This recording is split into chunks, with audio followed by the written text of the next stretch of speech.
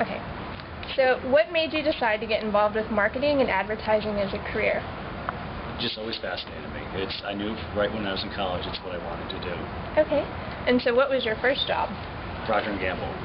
I thought I wanted to be in advertising, but I ended up stumbling upon an internship opportunity with Procter & Gamble in brand management while in college, and that turned into a full-time job offer. Okay, cool. And so what do you think has been your best job or career choice, and why do you consider it to be the best? Starting my own company 3 years ago, because it's so much more fulfilling, really helping other people be better at their careers than it is just, say, helping P&G sell more Tide. Okay. I really love helping other folks. And so how important is a company's brand? Incredibly important. And I do a lot of brand strategy consulting as part of my business, and what I find is a lot of companies don't realize there's a difference between their business and their brand. And a brand promise transcends what a company sells. And the more that they can understand that, the more they can differentiate themselves versus their competition. Okay, great. And so what are some common mistakes that people in advertising or your industry make? Not having the confidence to share their ideas. They have great ideas, but they stop themselves from sharing them for whatever reason. Fear that the clients may not like them, fear that it's not going to work, fear of failure. You just have to have the confidence to push forward with your ideas, because this is a business that's based on ideas. Okay, and so if someone, per se, isn't confident or it doesn't come naturally to them, what are some recommendations or tricks that you think they can apply to sort of overcome that? Like most other habits in life, start small and try and build upon that. So start with a very simple idea. Start with a junior level client who is less intimidating than, say, a senior level client. And just start small and build some successes over time, and then keep building on those successes by trying bigger, more risky things. But start small and build that discipline. Okay. And so what's the best piece of career advice that you've ever been given? Oh, that's a good question. The best single piece. Probably just to have confidence in yourself. Because so much of this business is based on confidence. Okay, and if you weren't doing the job that you currently have, which you clearly love, what would you like to do and why? I would like to be Guy Fieri on Diners, Drive-Ins, and Dives and drive around in that cool car and eat at the Greasy Spoons. I'm a total foodie. And so, are you currently reading anything? I am. Presentation Zen. Okay, and can you tell what it's about? It's just, 90% of my job requires giving presentations, but I feel like even though I feel like I do a good job, I can always get better. And Presentation Zen is a fantastic book that's all about how can you be as visual as possible in your presentations, because visual communication is so much more effective than verbal or written. And it's just a fantastic book about not only how to put together presentations, like literally, PowerPoint, but how to also deliver it in a visual storytelling, conceptual way. Okay, great. It's a fantastic book. I'm about halfway through it, but I just love it. Facebook, LinkedIn, or Twitter, and why? I gotta tell you, I haven't figured out Twitter yet. I mean, I haven't seen any benefit from it. So Twitter, not for me. Facebook, I use for both my business and personal, and LinkedIn evenly. So I say LinkedIn and Facebook evenly. Twitter, I'm on it. I post stuff, but I don't use it. I don't consume it. Okay. And so, can you give any advice on how agencies can deal with their difficult clients? Maybe a client, like you were talking about in your presentation, clients just sort of giving them advice or, dealing with... my number one piece of advice is have the confidence to fire your clients if you really need to. I mean, that's an option.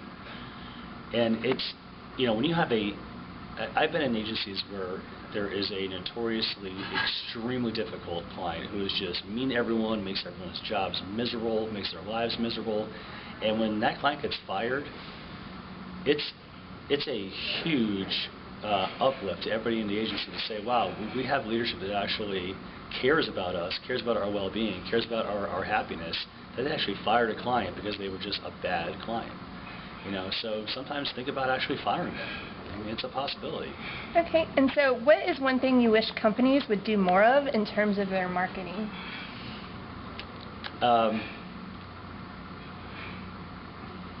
In terms of their marketing,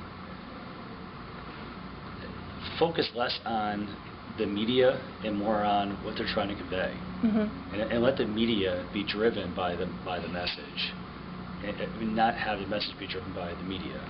Okay. Is there something that you know now that you wish you'd known at the start of your career? Probably that I'm a better public speaker than I thought I was at the start of my career. And public speaking is so critical in this business. And I just didn't have the confidence to do it back then. But okay. And so, has there been a project that you've been most proud of, and why? I don't know that I can point to a specific project, but right now I do a lot of work with nonprofit organizations, and it's just so much more fulfilling to help nonprofit organizations, particularly branding, help brand them and help them become more successful because they understand their brand strategy, not just their organizational strategy, and it's helping a worthwhile organization.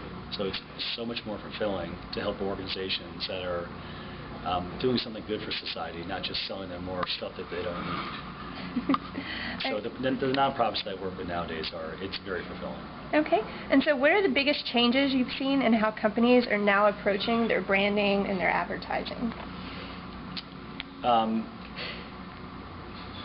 Trying to be more relational with their consumers and having it be more of a two-way conversation rather than just communicating to the consumers. In helping the consumers or allowing the consumers to help shape the message, to help shape the brand. So really being more collaborative with their consumers. Okay. And so can you give us any examples of companies that have gotten their branding right, and why do you feel that they're a good example? It's overused tremendously, but Starbucks is a brand that has gotten it right. I mean, they understand the experience that they're trying to create. They shape it incredibly well. They have created consumers that are incredibly loyal to the brand, understand the brand, and associate with the brand. And as a result, are willing to pay more for a commodity product because they can associate with and feel like they're part of the brand and the brand speaking to them. So, I mean, it's an overused one, but it's one that's top of mind because it's so powerful. Okay.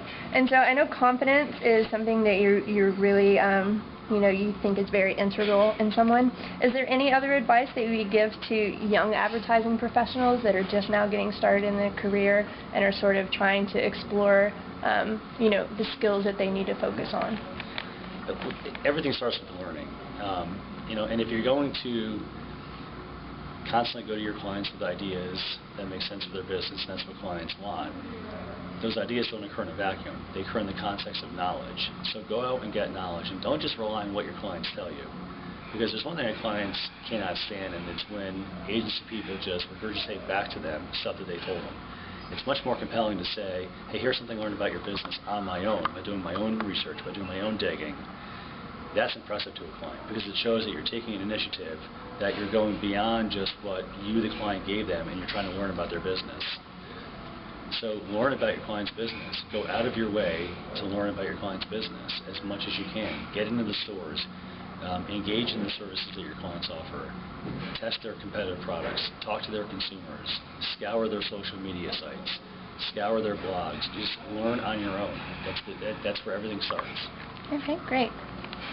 And so when you talk about passionate leadership, what exactly do you mean? And is it something that can be learned? And where would someone start doing that?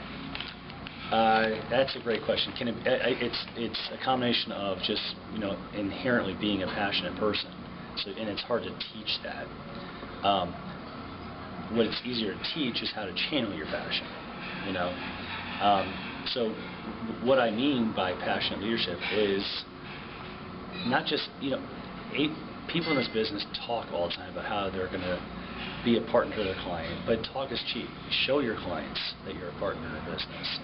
Show them that you're passionate by doing things like taking the time on your own to learn about their business, to do your own digging, to do your own research, to do your own discovery, and then to put that learning into application, which is ideas for your clients, and show them how excited you are with these ideas that are geared towards building their business. Not about growing your agency's business, but about growing their business. So it's about showing them, not telling them. by doing this and not just saying you're going to do it. Just constantly show them. Okay. And so where do you see the industry going to or focusing on next? Is there any trends or anything that you see being the next big thing?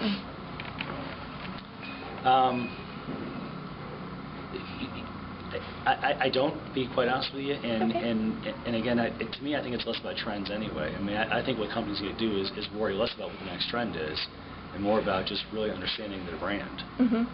You know, I mean, how that brand will come to life and what the next trend in media will be, who knows, and you know, we'll figure it out. But take more time to understand, less about what that next trend is and what the next way of communicating to your consumers, and more about what it is you're communicating. What is your brand? Mm-hmm. What truly is at the heart of your brand, and what makes your brand different than your competition and compelling to your consumers.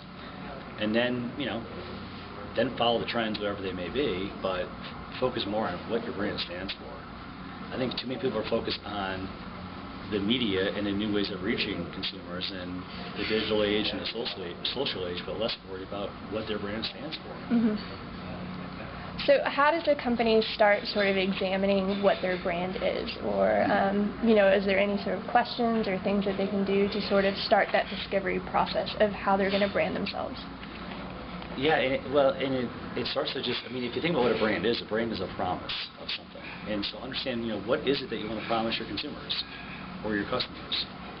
Either what is the promise that you currently have, or what do you want it to be? Mm-hmm. You know, and that promise has to transcend what you offer. You know, a couple simple examples.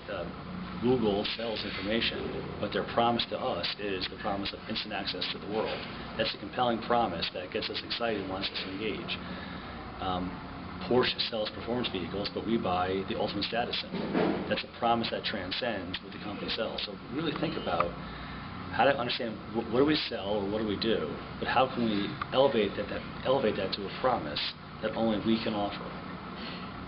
And that's going to be really compelling to our consumers. And there's really no magic bullet to how you do that, other than take time to think about it. Okay. Really think about it, and really make some tough choices, because that promise has to be singular in nature. Too many companies also try to be everything to everyone, and they end up being nothing to no one as a result. So really make some tough choices around what we want to stand for, what we want to promise, and be willing to sacrifice the stuff that is not important.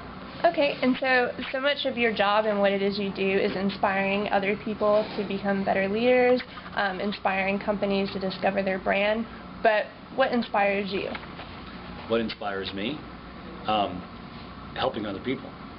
It really does, which is why I started my own business. Mm-hmm. So whether it's helping young account executives through the training I offer, or helping CEOs of companies through brand strategy, Mm-hmm. it's helping other people inspires me. Seeing them succeed inspires me.